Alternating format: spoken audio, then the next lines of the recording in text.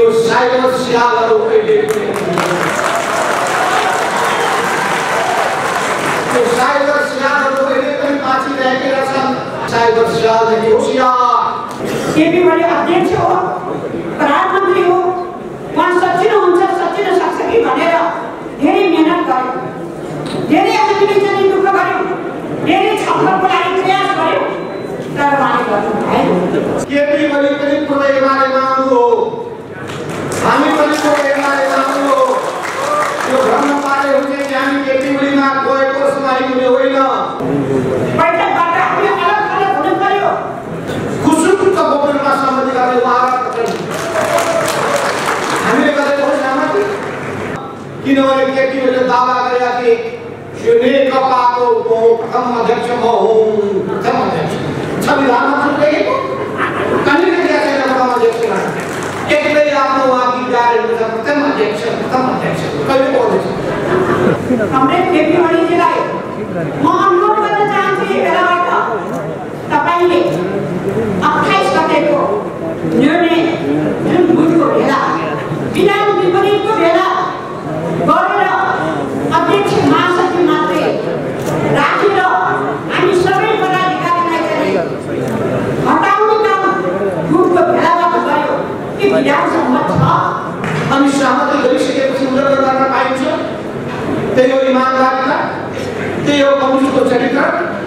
आज तपाईँ जनताको बहुदलीय जनताको बडो हिमायती गरेर आफ्नो चाहनुहुन्छ।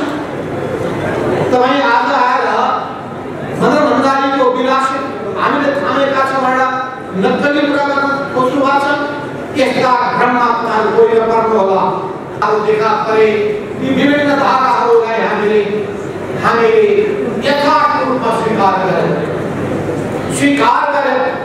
चाहे त्यो हामीले सुरु गरेको एउटा धारा होस्, चाहे जो महाधिवेशन भूमि प्रतिले अगाडि बढाउनु भएको धारा होस्, पछिल्लो कालमा अनि हाम्रो मनमोहन अधिकारी उहाँको आफ्नै समूह घटने क्रियाशील थियो, उहाँको समूह पछिल्लो कालमा क्रियाशील हुनु पुग्यो।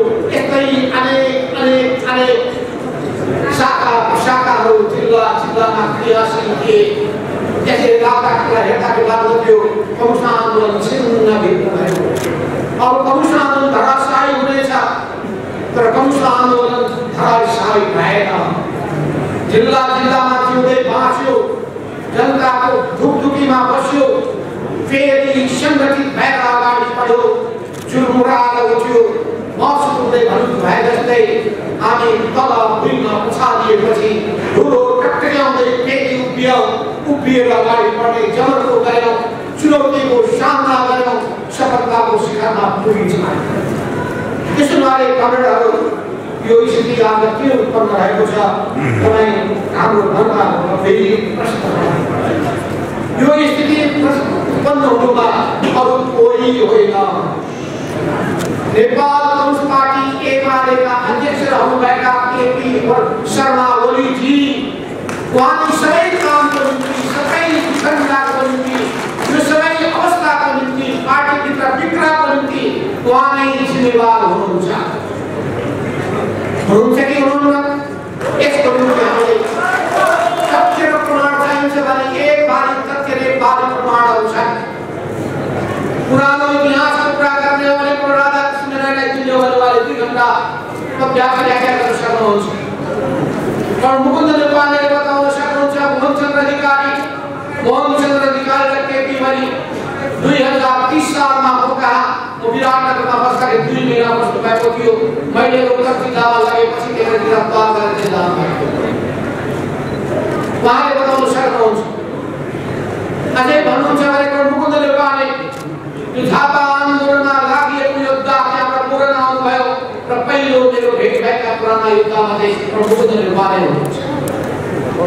उहाँले अहिले यहाँ पश्चिम भएको सबभन्दा खरेल धनेन्द्र बस्नेत झापा आन्दोलनका योद्धाहरू उहाँले भन्न सक्नुहुन्छ। जेलमा बस्ने भएका, जेलमा संसदले बस्नुभएका योद्धाहरूले सेन्ट्रल जेल होस् या अर्को जेल बस्ने योद्धाहरूले भन्न सक्नुहुन्छ ती विषयमा म जान्न चाहन्छु। उहाँको चिन्तन कस्तो छ, उहाँको व्यवहार कस्तो छ, उहाँको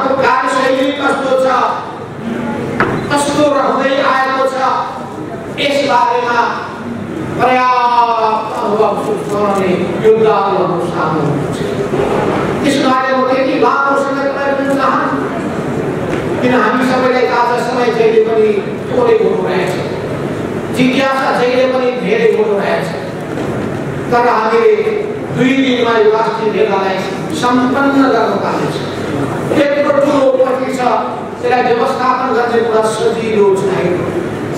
यी यस्ता व्यवस्थापनमा जुटेका सम्पूर्ण स्वयंसेवक र सबै कमरेडलाई धन्यवाद दिन चाहन्छु। तपाईले ठाउँको व्यवस्थापन गर्नुभयो, राम्रो ढङ्गले सञ्चालन वातावरण बनाइदिनु भएको छ र हामी आज कतिपयले एउटा सम्भवै छैन भनिरहेका थिए, कतिपय सूचना पनि फेक सूचना जारी गरिरहेका थिए। त्यो पनि योगेश भट्टराईको हस्ताक्षरको नक्कली कागज टाँसेर के भनेका थिए भने कि अहिले 4 र 5 बजेको भेला स्थगित गरिदिनुपर्छ। म आफै पनि हेरेँ, होइन यो के पो आएछ, उहाँको नाम सही भएको कागज सही असली हो कि त्यसलाई फोटोकपी गरेर अर्कोले टाँसेर अर्को समाचार बाहिर सम्प्रेषण गरिएको रहेछ। त्यसैले मान्छेले भनेका रहेनछन्, त्यसै भनेका रहेनछन् कि यो साइबर स्यालहरू अहिले साइबर स्यालहरू अहिले पनि बाँचिरहेका छन्। हिजो मात्रै नेकपा हुँदाखेरि थियो होला भन्ने ठानेको त अब नेकपा एमाले पुरो जीवन पाइसकेपछि सबै हराएर गएको होला भनेको त त्यस्तो रहेनछ। साइबर स्यालदेखि होसियार, भोलि फेरि यस्ता यस्तै गलत सूचनाहरू सम्प्रेषण गरिनेछन्, समाचारहरू आउनेछन् अनि त्यसपछि तपाईँहरूलाई अलमलमा पार्नेछ। कुनै किसिमको अलमलमा पर्नुपर्ने आवश्यकता छैन। अनि उनीहरूले भन्नेछन् यिनै नेताहरू आपसमा लड्न तारे भन्ने समाचार त्यो लानेछन्। त्यस्ता कुनै पनि भ्रमपूर्ण समाचारमा तपाईँहरू नपढ्नु होला, किन यो लडाईँ पदको लडाईँ होइन, यो सिद्धान्तको लडाईँ हो, यो नीतिको लडाईँ हो, यो विधिको लडाईँ हो, यो पार्टी निर्माणसँग जोडिएको लडाईँ हो। कस्तो पार्टी निर्माण गर्ने विषयसँग जोडिएको लडाईँ हो, त्यसुनाले विचारसँग जोडिएको छ, उद्देश्यसँग जोडिएको छ, लक्ष्यसँग जोडिएको छ, यो इमानदारितासँग जोडिएको छ, यो आन्दोलन प्रगतिको निष्ठासँग पनि जोडिएको छ। यी सबैसँग जोडिएको हुनाले यसको अग्नि परीक्षा हुनेछ। त्यो अग्नि परीक्षामा हामी उत्तीर्ण हुन तयार छौँ। अरूलाई पनि चुनौती दिन्छौँ। यदि कम्युनिस्ट आन्दोलन अगाडि बढाउन चाहनुहुन्छ भने बताउनुहोस् कम्युनिस्ट आन्दोलन कसरी अगाडि बढ्छ। पहिलेको सन्दर्भको धेरै चर्चा गर्न चाहन्छु। 2071 सालमा केपी ओलीजी यो पार्टीको अध्यक्ष हुने दुर्भाग्य हो भनेर मान्दैको त अहिले पनि भन्नुहुन्छ। उहाँ अध्यक्षमा निर्वाचित हुने दुर्भाग्यपूर्ण भयो र यो कम्युनिस्ट आन्दोलनको रातो लागेर अब नेकपा एमालेको अब सामुमा सङ्कटै सङ्कट अब निम्तिने भयो भने धेरै लाग्न थालिसकेको छ। तर सबैलाई थाहा छ त्यतिखेर हामीले कति लडेका थियौँ पार्टीभित्र। यही हामी सबै स्थायी कमिटीका सदस्यहरू जिउदा साक्षी छौँ। बैठक बोलाउनका लागि हामीले उहाँसँग आग्रह गर्नुपर्ने, बैठक बोलाइदिनु पर्यो भनेर हामीले उहाँलाई अनुनय विनय गर्नुपर्ने यस्तो खालको अवस्था त्यतिखेर विद्यमान। यसको निम्ति कतिचोटि हामीले चिठीहरू लेख्यौँ, के फरक मतलब दर्ज गऱ्यौँ, ती दस्तावेजहरूको बारेमा व्याख्या गर्न धेरै समय लाग्नेछ। कुन नीतिको बैठकमा के भएको थियो अघि अध्यक्षले व्याख्या गरेर भन्नुभयो। त्यसैले त्यतिखेर पनि उहाँले कति पूर्वाग्रह राख्नुहुन्थ्यो, टिकट वितरणमा पूर्वाग्रह राख्नुहुन्थ्यो, नियुक्तिमा पूर्वाग्रह राख्नुहुन्थ्यो, कार्य विभाजनमा पूर्वाग्रह राख्नुहुन्थ्यो, कामको जिम्मेवारी नियुक्तिमा पूर्वाग्रह राख्नुहुन्थ्यो। त्यसैले हाम्रो एकता बडो बलियो छ, किनभने सबैको पीडा व्यथा वेदना समान छ। मामुली खानेदेखि लिएर विरोधको विवादको श्रृङ्खला लामो छ। म ती सबैको बारेमा धेरै व्याख्या गर्न चाहन्न। मैले यति भन्न चाहन्छु कि सुरुदेखि नै 2075 सालको भदौ 25 गते अनि त्यसपछि असोज 5 गते भदौ 2 गते, त्यसपछि कार्तिक 19 गते, असोजको 12 गते, भदौको 26 गते यी प्रत्येक नीतिहरू हामीसँग छन्। कसरी हामीले के विषयमा पास गर्यौं, विवाद गर्यौं, हामीले विषय उठायौं र ती सबै विषय केसँग जोडिएको छ थाहा छ? बैठक बस्नु पर्यो, बैठकै नबस्नु। कार्यसूचीको बारेमा जानकारी हुनु पर्यो, कार्यसूची नदिने। बसेर छलफल, पर्याप्त छलफल हुनु पर्यो, छलफल गर्न नदिने। उहाँको एक गौरव भाषण सुनेर हामीले बस्नु पर्ने, उहाँको प्रवचन सुनेर अरू कसैको राय विचार अनुभव सल्लाह लिनुपर्ने कुनै आवश्यकता महसुस नगर्ने। अनि भएको निर्णयको इमानदार पालन गर्नु पर्यो। यी भएनन्। कोभिडको महामारीको बारेमा पार्टीको कमिटीमा छलफल गर्नु पर्यो। कसरी प्रभावकारी रूपमा हामी जान सक्छौँ, सरकारको प्रभावकारितालाई, जनताको हितको कामलाई कसरी प्रभावकारी बनाउन सक्छौँ भनेर प्रश्न उठाउँछ। उहाँ कुरा छलफल गर्न तयारै हुनुहुन्न। कस्तो समाजवादको पार्टी मोडेल हुन सक्छ भन्ने बारेमा छलफल गरौँ भन्छ, तयारै हुनुहुन्न। यी जम्मै कस्तो विधेयक ल्याउने भन्ने कुरा, संसदभित्र सरकारले कस्तो नीति ल्याउने भन्ने कुराहरू, अन्तर्राष्ट्रिय नीतिसँग जोडिएका विषयवस्तुहरू, त्यसबारेमा सबै छलफल गरौँ। यी सबै विषयमा कहिले पनि छलफल गर्न तयार हुँदैन। कोही सबैले सङ्कट ल्यायो। स्वाभाविक हो जब कमिटी प्रणाली स्थापित हुँदैन, कमिटीको रूपमा तले काम गर्दैन, एउटा व्यक्तिमा के आउँछ भने आई एम द पार्टी, मोह पार्टी, नै हो राष्ट्र। त्यस्तो मनस्थिति भइसकेपछि त्यसलाई के भन्छ थाहा छ? त्यो प्रवृत्ति भनेको तानाशाही प्रवृत्ति। त्यो तानाशाही प्रवृत्ति आफूलाई केन्द्रबिन्दुमा राख्ने प्रवृत्ति। त्यसोले सबै समस्याको जरो भनेको यति भोलिमा आएको अहङ्कार, व्यक्तिवाद, उर्गत मनोवृत्ति, भजन मण्डलीको चाहना, उहाँमा रहेको मूल पक्ष, उहाँ इमानदार कार्यकर्ता छैन। मलाई आलोचना मन पर्दैन, मलाई सुझाव मन पर्दैन।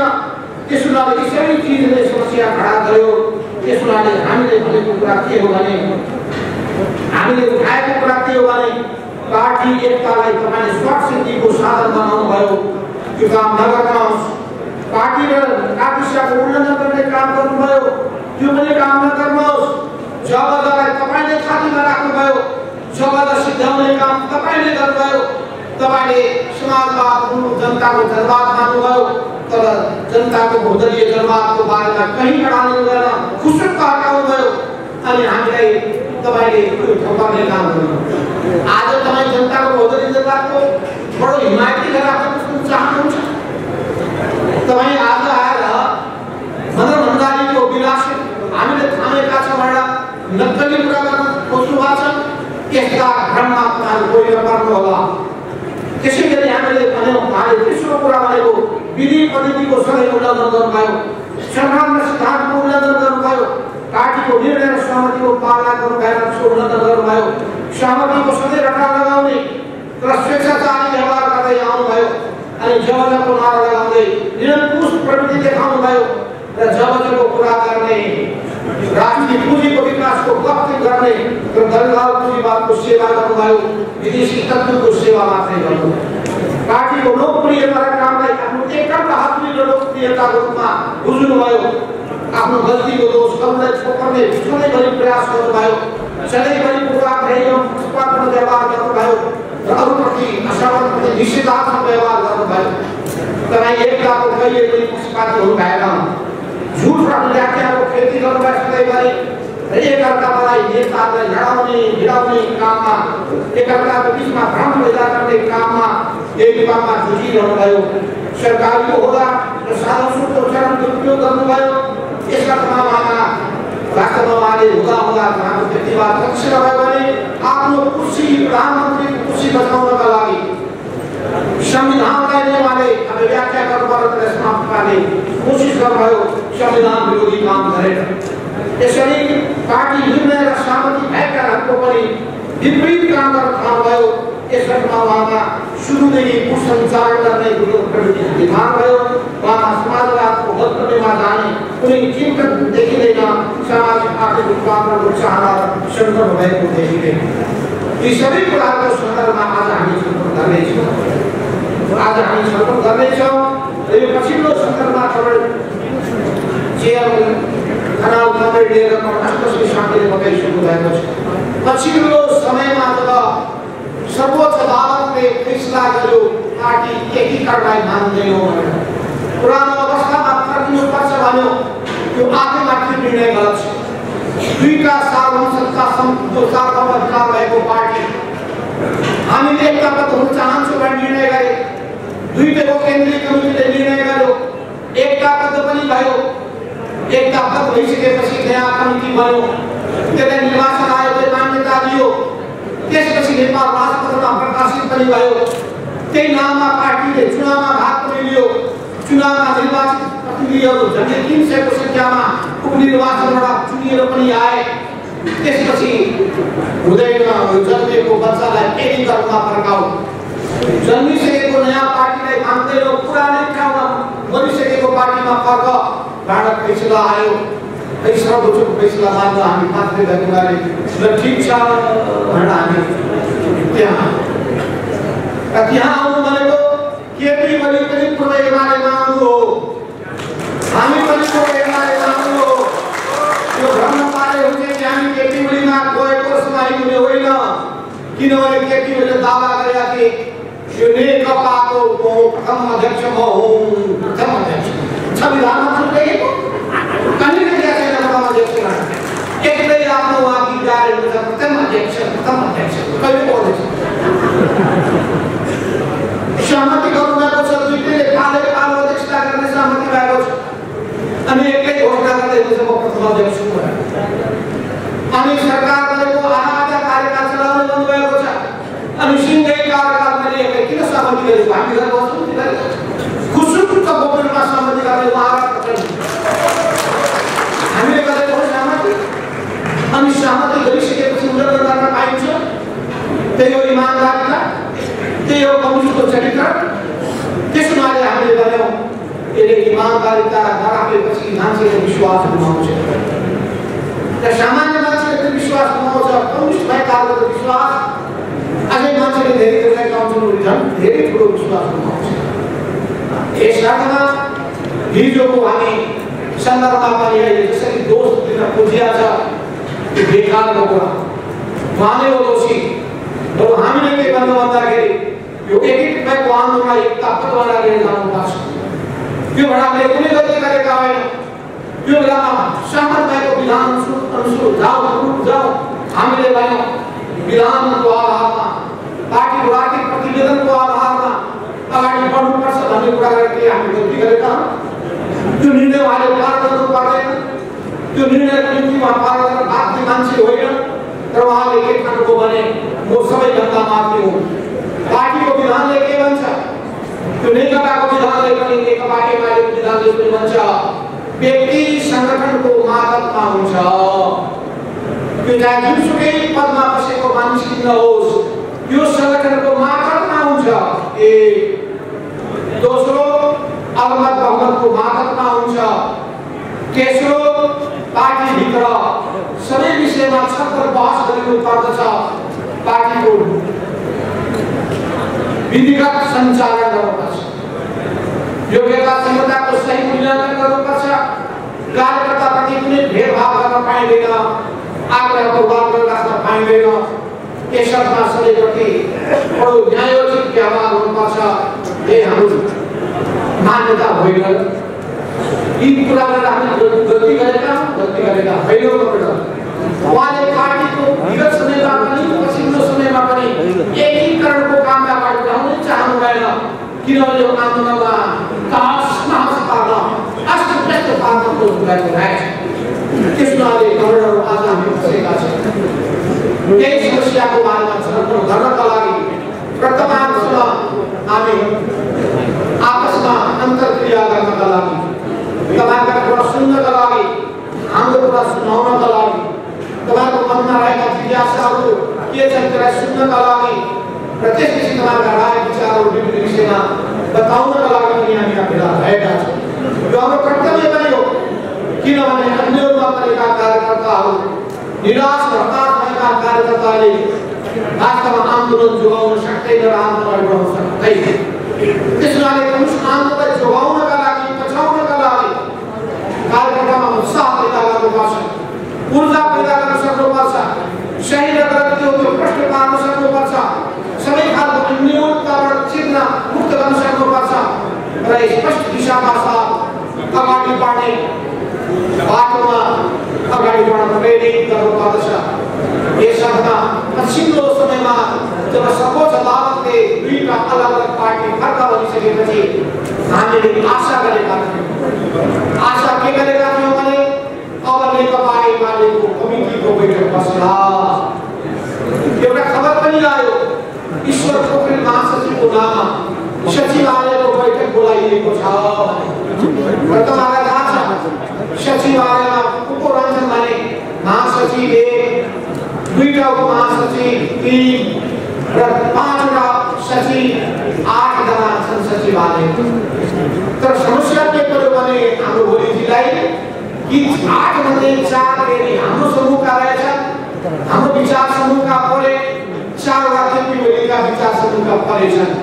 मलाई त्यो पढ्दै पढ्दैन आज सुनिहाल्नु भएको वार्ता मलाई कुनै पनि हालतमा अलपतमा पर्ने गल्ती गर्दैन। पार्टीको विधि म तोड्ने काम गर्दिन भन्नु न उहाँ। म जसरी भए पनि आफ्नो खुट्टा माथि चालेर बुझ्नु। एउटा थियो नि दुईटा पहलवानहरू कुस्तीमा उत्रिन्छन्, एउटा हारेछ लडेछ, उत्तानो उचित भइसकेपछि खुट्टा उचालेर भन्छ मेरो खुट्टा त माथि छ। हारिसकेपछि पनि स्वीकार त्यस्तो खालको मान्छे केपी हो। त्यसैले मैले पराजित हुन जानेकै छैन, पछाडि परिणत मैले जानेकै छैन, फेरि त्यही बाटो हिँड्ने मैले जानेकै छैन। उहाँका उक्तिहरू छन्, त्यो उक्तिहरू वास्तवमा प्रकाश गर्ने कामै लाग्ला। केपी भोलि उभा छ, के भन्नुभएको छ, कसैलाई के भन्नुभएको छ। त्यसो हुनाले पछिल्लो समयमा हामीले आशा गरेका थियौँ कि फेरि बस्ने सकिन्छ र हामीले मेसेज पनि पठायौँ। हामीले 6वटा कुरा गर्यौँ। पहिलो कुरा अहिले पनि हाम्रो कुरा त्यही छ। पहिलो कुरा पूर्व एमाले एकता हुनुभन्दा पहिलेको पूर्व एमालेको संगठनात्मक संरचना अनि त्यसका राजनीतिक वैचारिक मान्यताहरू अनि त्यसका सबै नेतृत्वहरू र सबै सदस्यहरू यथावत रहनेछन्। यहीँबाट प्रस्ताव दिनु हुनेछ, केवल सुरु गरिनुहुन्छ। दोस्रो हामीले भने अबदेखि पार्टीलाई विधि पद्धतिको आधारमा संगठनात्मक सिद्धान्त मेरो पद बचाइदिनुहोस् न भन्दै थिए कि आन्दोलनकाले धर्ना तोडेको बारेमा त घोर विरोध गर्दै प्रचण्डको आगो खेल्दै थिए। आफूसँग भएका सबै योगदान कोही कामदार मान्छे भन्दै थिएबाट त्यही प्रकाश हुन्छ। मेरो म एक्लै भेट्दिनँ। त्यसपछि आउनुपछि 5 जना डक्टर लिएर 5 जना कौडमध्ये कौड भीमराव हुनुहुन्थ्यो, कौड घनश्याम विशाल, कौड सुरेन्द्र पाण्डे, कौड गोपाल विष्ट, कौड रघुजी पनि। अनि त्यसपछि सबै कौडहरूलाई सबै जानकारी गराइयो। त्यही ठाउँमा बसिसकेपछि उहाँको कुराबाट उहाँमा दम्भ 28 गतेको निर्णय उल्टिँदैन। बरु तपाईँले मलाई सदस्यहरू निकालेको हुनाले, चार्ज निकालेको हुनाले, त्यो पनि चट्टानमा घुसाडेको हुनाले त्यो दाएर मलाई बचाइदिए। नभए त म खत्तम कोही गल्ती गर्न सक्दैन। तपाईँले गल्ती मस्याउनुपर्छ भन्दा पूर्व नेकपाको विषय पछि छलफल गरौँला। हाम्रो बिचको पनि विगतको कुरालाई कहिले बहसको विषय नबनाऊ। त्यसलाई पनि हामीले एकछिन थाकी राखौँ। अहिले नयाँ सिकाबाट जाउँ, आपसमा गुनासो नगरौँ, नयाँ अध्याय सुरु गरौँ। हामीले प्रस्ताव र हामीले पहिलो प्रस्ताव दिनु भनेको पुरानो पार्टीलाई यो ठाउँबाट सुरु गरौँ भन्दाखेरि त्यो सुरु हुन सक्दैन। भनेपछि बरु तपाईँहरूले जे गर्नुभएको छ त्यो गल्ती महसुस गर्नुहोस्। मैले जे गरेको छु ठिक गरेको छु भनिसकेपछि अनि त्यसपछि हामी विश्वास राखेको भने केपी ओलीको अहङ्कार दम्भले यो पार्टीलाई छिन्न भिन्नतामा खोजिरहेको छ। एकताको ढोका सबै बन्द भइसकेको छ। उहाँले 4 गतेको भेलालाई स्थगित गर्नु भन्नुभयो। हामीले भन्यौं स्थगित गर्छौं। 4-5 को भेला स्थगित यदि तपाईले 28 गतेको केन्द्रीय कमिटी भनिएको तपाईको भेला हो, त्यो भेलालाई जुन नाम त्यो अवैधानिक छ, त्यो भेलालाई तपाईले अवैध घोषणा गर्नुहुन्छ, फिर्ता लिनुहुन्छ, त्यो निर्णयमा पछि हट्नुहुन्छ भने हामी भेला गर्न तयार छौं। त्यति पनि भन्यौं हामी। अझै हामीले भन्यौं कतिपय कुरा त प्रश्न पार्नु पर्ने हुन्छ, राम्रै गरेर पहिलो न त रोक्नुपर्छ हुन्छ उहिले। तर पहिलो त 28 गतेको नाम गरिनु पर्यो। र तपाईको सम्पूर्ण प्रयत्न के हो भने 4-5 गतेको भेला हुन नदिने। 4-5 गतेपछि हामी राष्ट्रिय भेला गर्दैछौँ।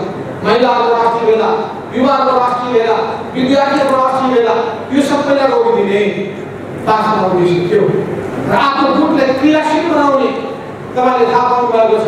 पूर्व हिमालय हुने बित्तिकै, पूर्व यात्रा फर्किने बित्तिकै उहाँको दूतहरूको नाम, सेनाहरूको नाम पुगे भन्दाखेरि विभिन्न जिल्लामध्ये मकवानपुरमा पुगेका थिए। गुरु सिंहदेव त्यहाँको अध्यक्ष, पहिले पनि अध्यक्ष, पछिल्लो अध्यक्ष पनि, फेरि पुरानो अध्यक्ष उहाँको साइनबोर्ड निकालिदिए, ताजा भाँचे, कुर्सी भाँचिदिए, त्यहाँ अर्को नाम राखे अध्यक्ष फलानु।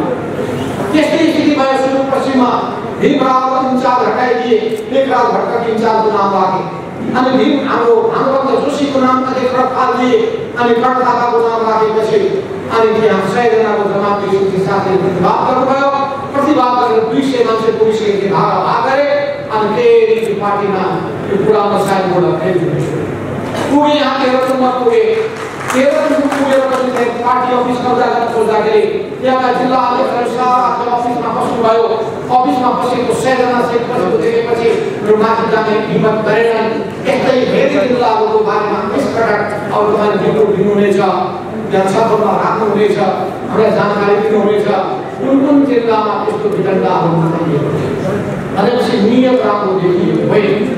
त्यसो भए कमरेडहरू, म धेरै समय अगाडि भन्न चाहन्छु अहिले पनि हामी मिलेर अगाडि बढ्न चाहेको छ। त्यसैले हाम्रो उद्देश्य के हो भने नेपालको राजनीतिमा अनुष्ठानहरूको जुन हामीले हैसियत प्राप्त गरेका छौँ त्यसलाई जोगाउँ। पहिले पूर्व हिमालय बलियो बनाऊ, पूर्व हिमालय सुदृढ बनाऊ। र सुदृढ बनाउनका लागि विचार हामीले तय गरेका छौँ 9 महाधिवेशनको विचार। यसको दस्तावेजको आधारमा अगाडि बढौँ। त्यो बेलामा पारित गरेका छौँ विधानको मान्यता अनुसार अगाडि बढौँ। तर हामीले आर्थिक क्रान्ति सम्पन्न गरिसकेपछि अब आर्थिक सामाजिक क्रान्ति पुरा गर्ने जुन कार्यभार छ त्यो कार्यभारमा लागि परौँ। र त्यसरी जसरी हामीले पहिले आर्थिक क्रान्ति गर्दाखेरि जुन त्याग, तपस्या, बलिदान, निस्वार्थता, इमानदारीता देखाएका थियौँ, कर्तव्य निष्ठता देखायौँ, सक्रियता देखायौँ, लक्ष्यता देखायौँ, समर्पण देखायौँ, त्यसको फेरि पनि आवश्यकता छ। देशभक्ति भावनाका आधारमा अगाडि बढ्नुपर्नेछ। हामी राष्ट्रिय स्वाभिमानको झण्डा बुलन्द गर्न चाहन्छौँ किनभने पुराना योद्धाले संस्थानको सुरुवातमै राष्ट्रियताको झण्डा बुलन्द गर्नुभयो। नेपाली कम्युनिस्ट देश अक्षम भनेर स्थापित गर्नुभयो। पछिल्लो कालमा हामी लोकतन्त्रको आन्दोलनमा, प्रजातन्त्रको आन्दोलनमा जुट्यौँ र कम्युनिस्टको अधिनायकवाद भन्ने कुरालाई चिन्यौँ।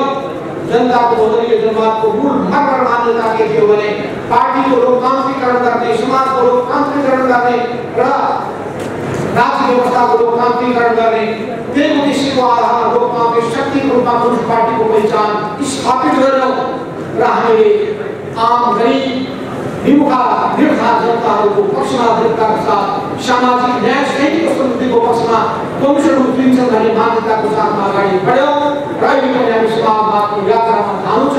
त्यो जानका लागि चाहिन्छ सही पार्टी, क्रान्तिकारी पार्टी, ठिक गरी सञ्चालित मार्क्सवादी सिद्धान्तमा आधारित रेलवादी सिद्धान्तको आधारमा चलेको पार्टी, त्यो पार्टी निर्माण गर्ने काम हाम्रो काममा छ। केपी ओलीले गरे पनि हामी गर्छौँ। त्यो विश्वासका साथ तपाईहरु अगाडि बढ्नुहोस् भन्ने आह्वान गर्दै म आफ्नो भाषण बोलाउँछु। धन्यवाद।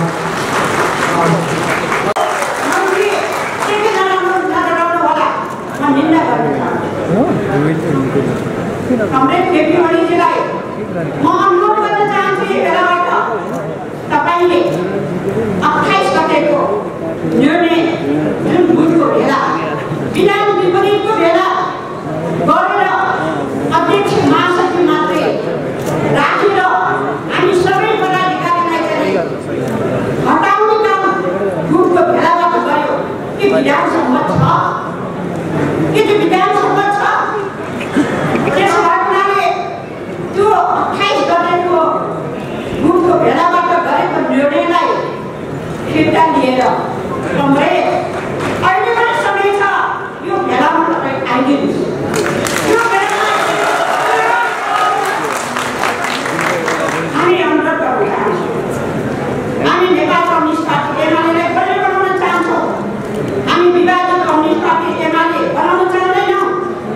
त्यसैले सर्वोच्च अदालतले फैसला गरेपछि एक सेकेन्ड पनि हामीले ढिलो गरेनौँ। हामी पुरानो ठाउँमा फर्क्यौँ। नेपाल कम्युनिस्ट पार्टी नेकपा देशको चिन्हले एकीकरण भइसकेपछि हामी एकीकरणको communist party Nepal communist party Nekapa बनिसकेपछि अत्यन्तै उत्साहका साथ अत्यन्तै खुसीका साथ सम्पूर्णले आफ्नो एउटा पदलाई पनि अलग राखेर एउटा गौरवमय पार्टी शक्तिशाली कम्युनिस्ट पार्टी बन्यो भनेर खुसीका साथ हामी अगाडि बढेका। 5 जना मैले अघि पनि भने 5 जनाबाट स्थापना भएको कम्युनिस्ट पार्टी 2टा कम्युनिस्ट पार्टी एकीकरण भएर राखे दुई विशाल भएका हामी शक्तिशाली कम्युनिस्ट पार्टी बनेका छौँ र हामी धेरै आशावादी भएका छौँ। अब सत्तामा पनि हामी छौँ। कम्युनिस्ट आन्दोलनमा पनि हामी अझै सशक्तित छ बन्नु बनेका छौँ। अब यो देशले मुखामुख गर्ने अहिले समृद्धिको विकासको बाटोमा अगाडि बढ्ने भयो र समाजवादको लक्ष्य हामी सबैले प्राप्त गर्न सक्छौँ। आर्थिक सामाजिक उत्पादन गर्ने देशका अगाडि बढाउन सक्छौँ भनेर हामीले दृढतापूर्वक अगाडि बढेका छौँ। तर केपी ओलीजीले एकीकरणको त्यो आडमा एकीकरणको त्यो भरोसामा उहाँ प्रधानमन्त्री बन्नुभयो। के को प्रधानमन्त्री बन्नुभयो? सङ्घीय लोकतान्त्रिक गणतन्त्र नेपालको प्रधानमन्त्री बन्नुभयो। तर एकीकरणको कामलाई एक सेकेन्ड पनि प्राथमिकता दिनु भएन। उहाँले सौचालिक एकीकरणको कामलाई मतलब राख्नु भएन। सम्पूर्ण कमिटीहरूलाई अस्तव्यस्त बनाइदिनु भयो। त्यसपछि अन्तर्राष्ट्रिय बैठक बस्दै अघि आइसकेको छ। बैठक बस्ने भन्नुभयो। बैठकबाट हामी अलग अलग हुनु पर्यो र हामीले एउटा पीडा गर्नु पर्यो। कम्युनिस्ट आन्दोलनमा लागिरहँदाखेरि त्यो पीडा कम हामीले पीडालाई थिएन। बहुत पीडालाई भएको थियो। हामीले एउटा सोचेका थियौँ कम्युनिस्ट आन्दोलन बलियो भएको छ अगाडि अब बढ्यो है गणतन्त्र लोकतन्त्रलाई अझै सुदृढ बनाउन सक्छौँ भनेर लागिराखेको अवस्थामा हामी अलग अलग हुनु पर्यो। कति पीडा भयो होला, कति दुःख भयो होला, कति चाहिँ जनतालाई चाहिँ धेरै पीडा भयो होला। जनताले विश्वास गरेको थियो नेपाल कम्युनिस्ट पार्टीलाई, मत दिएको थियो जनताले।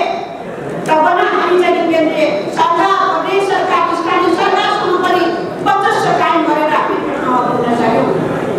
आज जनताको त्यो इच्छा आकांक्षा त्यो भावना भरोसा आज हामीले के बनाउन लगाउन सक्यौँ? के बनाउन लगाउन सक्यौँ? कम्युनिस्ट पार्टीले आज प्रश्न उठिराखेको छ।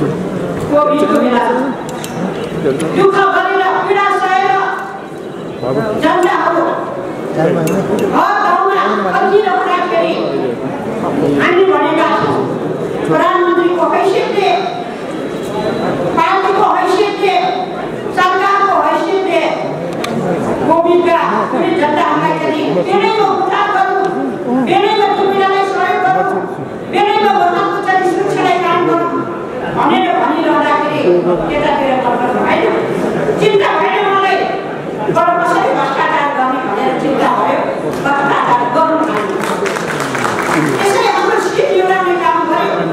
एउटै पार्टी भइरहँदाखेरि कति पीडा भयो होला। यतातिर हामीले राखेको कुराहरू के पनि नसुने, अर्कोतिर भ्रष्टाचार गर्ने, कोभिडको जनतालाई चाहिँ पीडा खाइदिने काम हामी एकै ठाउँमा बसिरहँदाखेरि धेरै पीडाहरू हामीले भोग्नु पर्यो। तर पनि हामीले पीडा ठानेनौँ। हामीले सच्चिन सक्छ कि केपी ओली अध्यक्ष हो, प्रधानमन्त्री हो, उहाँ सच्चिन हुन्छ सच्चिन सक्छ कि भनेर धेरै मेहनत गर्यो, धेरै हामीले चाहिँ दुःख गर्यो, धेरै छलफलको लागि प्रयास गर्यो। तर उहाँले गर्नु भएन। उल्टो चाहिँ नेताहरूलाई अपमान गर्यो।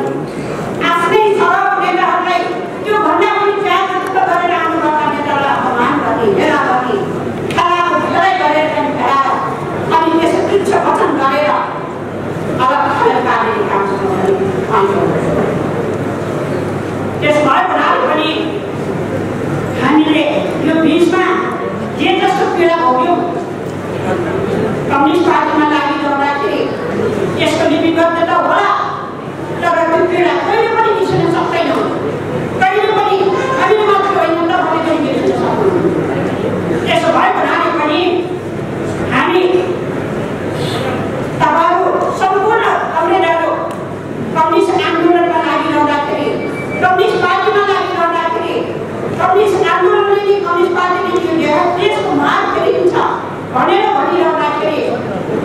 हामीले संघीय लोकतान्त्रिक गणतन्त्र नेपाल आइरहँदाखेरि पनि यत्रो राम्रो संविधान हाम्रो संविधान हामी प्राप्त गरिरहँदाखेरि पनि यति अनुकूल वातावरण भइरहँदाखेरि पनि हामीले काम गर्न सक्दैनौँ। बहुत दुःख लाग्दो स्थिति बन्यो। यस घटनाले पनि यो सम्पूर्ण समीक्षा अहिले फेरि पनि हामीले गरेका छौँ। ठिक छ, नेपाल कम्युनिस्ट पार्टी एमाले भएर हामी एक ठाउँमा आइरहँदाखेरि हिजोको समीक्षा गरौँ। कमी कमजोरलाई सोध्छौँ। कम्युनिस्ट पार्टीमा आलोचना आत्मालोचना भन्ने छ, त्यो अत्यन्तै पवित्र शब्द हो। यो शब्दद्वारा चाहिँ हामी सुसंगठित हौँ। कमी कमजोरलाई सोध्छौँ, अगाडि बढौँ।